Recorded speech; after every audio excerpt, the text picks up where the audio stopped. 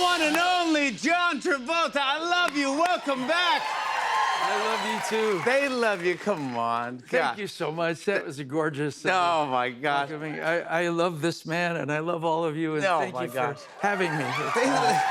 Yeah, really. Does that ever get old when people Never. go nuts for you? I love it. I love- don't know you know- what I'd do without it. So Yeah. Thank you. I thank you so much for coming on the show. Congratulations on the movie. I can't wait thanks. to get into it. It's fantastic. You brought me something which is fun. You brought a photo of you and another pop icon. And I just wanted to ask you, what goes through your brain when it's you and Ringo Starr just hanging out together? Beatle and John Travolta. I mean, this is like legends, icons. Where do you meet? Are you at like an icon convention? I wanted to see Ringo perform. I wanted to meet him. Yeah. So I went to this Floridian performance and went backstage. And he said, "Why don't you come sing with me?" So we sang "I Get By with a Little Help from My Friends." Yeah, of course. And, oh my gosh. And it was the second Beatle I had actually sung with, because I'd also sung with Paul McCartney in the parking lot of a Tom Ford party years ago. Yeah. How's so that I work? You actually see him got in the parking lot and you just go, "Hey, Paul, let's go." Well, he said, "Well, I represented the 60s, you represented the 70s, we should sing." You also represented the 80s, the 90s. What decade did you not represent? You can't miss. You're John Travolta, bud. Thank you. Hey, you're everything. Well, we sang and... Let me see, we have a little clip here. You sing with Ringo Starr in the office.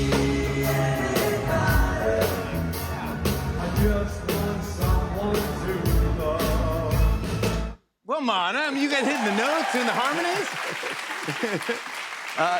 You had an incredible weekend over at the Cannes Film Festival. Not only did you premiere your movie, Propeller One-Way Night Coach, congratulations on that, Thank you. But you also got the prestigious Palme d'Or Yes. Award for Lifetime Achievement in Film. This is how cool John Travolta is. I go, before you came on, I go, "Oh, man, John, could you bring the Palme d'Or to our show? Could you?" And you did. Yeah. You brought this to the show. I've never seen this before. So, all right, so how do I even open it like this? I think so. Mm. There you go. There you Holy go. mackerel. I don't want to drop it.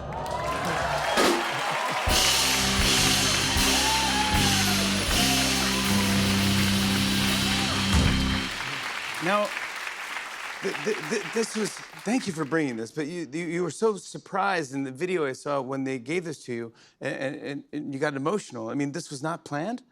No, well, it was a complete secret. No one in my team knew. No one, the Apple team knew. No one did.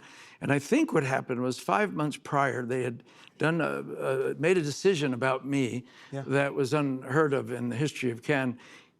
Thierry Frémaux saw this film, the one that you saw tonight, and he loved it. He thought it was great, and he said, "I want you. I've done something I've never done before. I'm going to accept it as the first selection now," which he had never done 5 months early. And I think he said, "But I'm going to make it a very special night." So I think he was planning this for 5 months.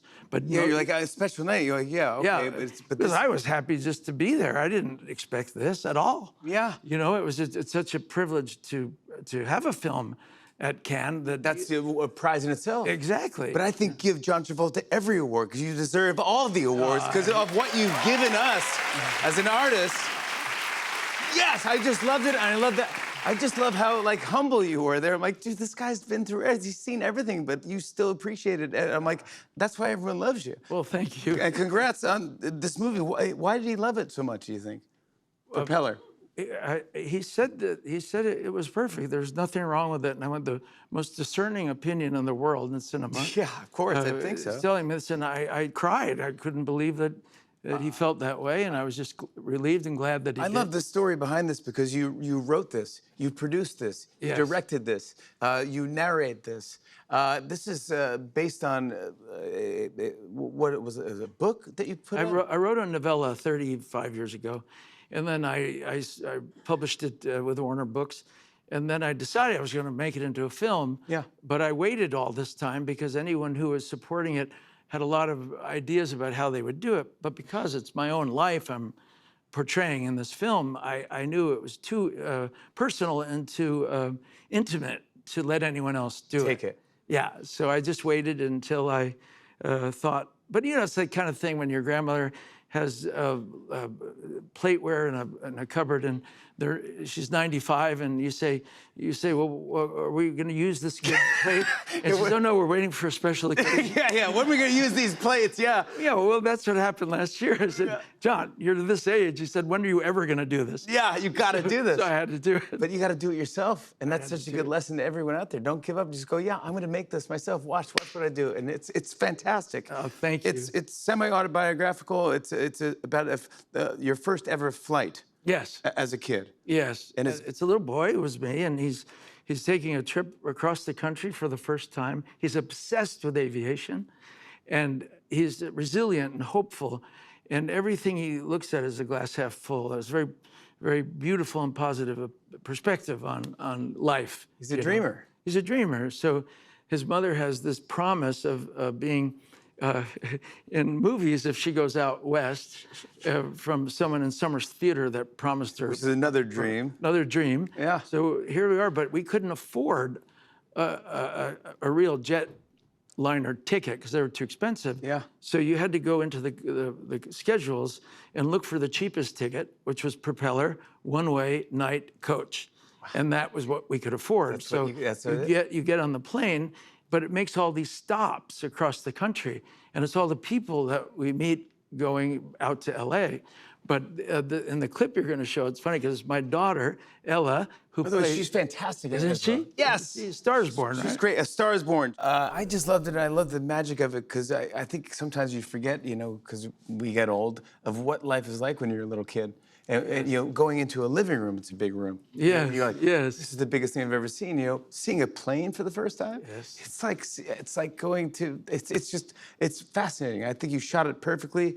I think it's gorgeous. The music is great. An homage to the best masterpieces of cinema soundtracks. You know, Henry Mancini and Gato Barberi and all these beautiful pieces of music that I laced through the film because it was. 1962 is when this takes place. Yeah. So you have to have the atmosphere of 1962. So the architecture, it's an homage to the architecture, the clothing, the aircraft, the cars. The details, down to the Buster Brown shoebox that I love that little detail as well. But also, who did the animation at the beginning? That's Shag. Now, Shag is kind of the equivalent of Andy Warhol today. He's got Picasso-esque type sketcher and painter. And it was great. He was so excited because it was his wheelhouse, the mid-century's wheelhouse. So he did a bunch of sketches that reflected the scenario of the film, and we put it together and made an animation for the opening credits. It just worked, and it's the boy and his mom, and it's just a great trip. And I want to show everyone a scene. Here's a scene from Propeller One-Way Night Coach. Take a look.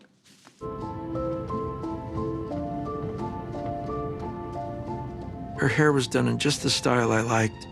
Light eyes. I couldn't stop looking at her. How old are you?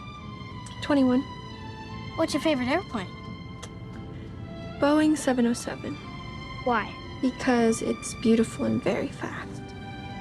That's pretty good. Do you have a boyfriend? I did, but we just broke up. My mother's an actress, you know. Really? I used this line whenever I wanted to impress someone. It's very interesting. Yes, we're going to Hollywood. They called her. She has to do some movie with Paul Newman, I think. Paul Newman, really? Yeah, why not? John Travolta, everybody, Propeller, One-Way Night Coach, premieres May 29th on Apple TV. Congratulations on everything. You're the best. We'll be right back, everybody. Come on back.